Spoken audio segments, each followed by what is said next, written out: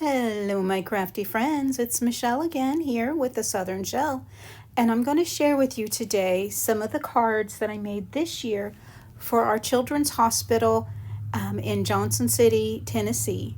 I try to do something like this every year to send out to the children so that they have something at the hospital to look forward to on Valentine's Day. First thing I did this year was I went to creativefabrica.com and I pulled up some of the monster trucks for the boys, and I then pulled up some unicorn ones for the girls. I wanted to show you how I did this. I typed in girl Valentine for kids, and I scrolled on down, and I liked the Highlands cows that pop up on this one. So I'm just going to go ahead and show you how to download it. You click on it, it opens up, click download, and I had to verify I was human. First time I've had to do that. And then I was able to download it to my files. Creative Fabrica is having a deal going on right now. It's $47 for 12 months. That's only $3.99 a month. So if you want to try it out, this is the best way to do it. You have unlimited downloads for just $3.99 a month. Once it's downloaded, you can go to your computer and go to downloads.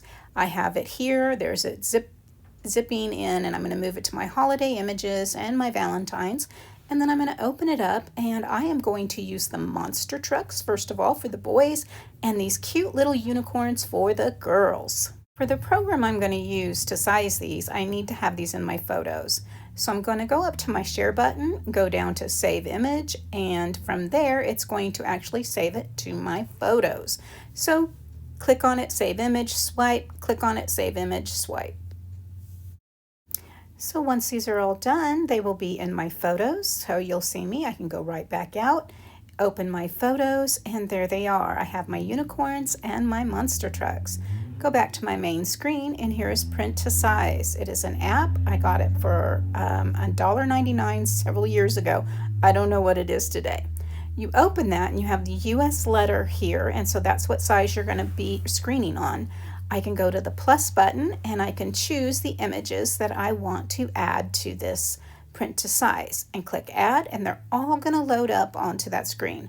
They're a little big, so I can grab my screen and I can actually squish it down so I can see all of the images, there they are, that have loaded off of my sheet itself.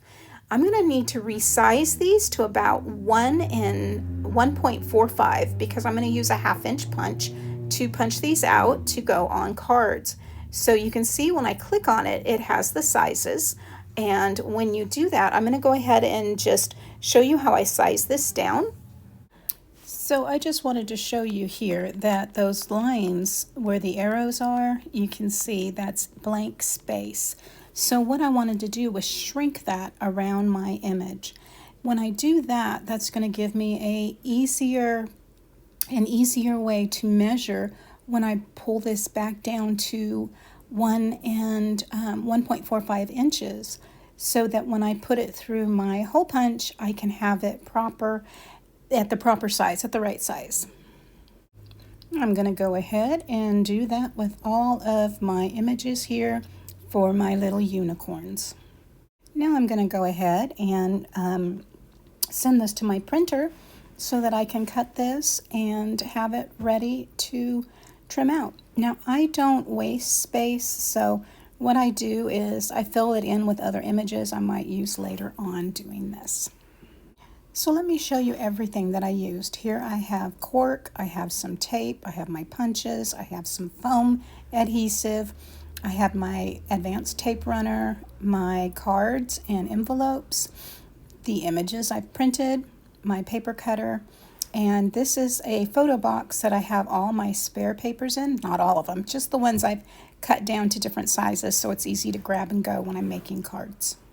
I'm going to go ahead and start with my smaller hole punch here, my smaller circle punch, and it's 1.5 inches, and I'm going to go ahead and come in and just punch out those little unicorns. Now my punch needs a little sharpening, so what I did is I tried a couple times and then I just went ahead and went and ran some tin foil through it, and it sharpened up my edges pretty good. So here you can see just what a difference sharpening that hole punch, oh my goodness, that circle punch did when punching out my images here. It just worked so much better. So I went ahead and picked out cards that would match the colors on our trucks and our unicorns. I did 3 of each of the colors below, and then I went through and picked out some other coordinating colors that would go well with our images below. Once I had all those picked out, I went ahead and punched out the larger holes, and I needed to sharpen my big circle punch as well. I was having the same issue. I did make it through most of them, but I did have to sharpen that as well. Once I have all those circles punched out, I'm going to start pulling in some papers. There's some cork, and I'm going to start choosing some colors and cutting strips to go across the front of our cards there. So I'm looking at the different colors that I have of our cork, and this blue would be fine on our blue.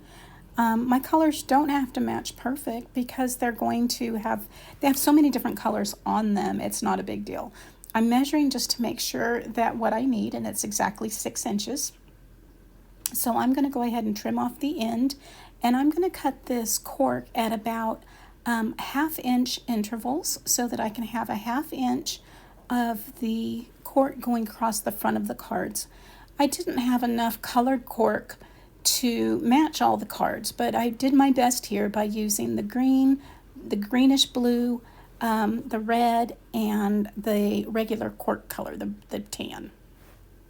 So I went through and picked not only the cork board, but I had some other elements there that I wanted to trim up and put on the front of these cards. They'll be multicolored throughout there. I have my white pigment ink, and I have some VersaFine black ink. And because I'm using white on our images, I wanted to have a little white around the edges of my 2-inch circles. Now, my white pigment ink is actually by Brutus Monroe, and it is a very good dense. You can see it there with my second little press. It really shows up nicely on there, a very good white pigment ink. And I went ahead and just stamped the hearts on the tops and the bottom of those corners. And then I came in with my VersaFine and a Happy Valentine stamp and stamped it right up in that top corner right there. And then I set them aside so they could dry a little because it is a little bit of wet ink and it won't take too long to dry. Since I didn't put cork on every card front, I went ahead and chose some other papers and cut 1/2 inch strips for those to go on the fronts of other cards.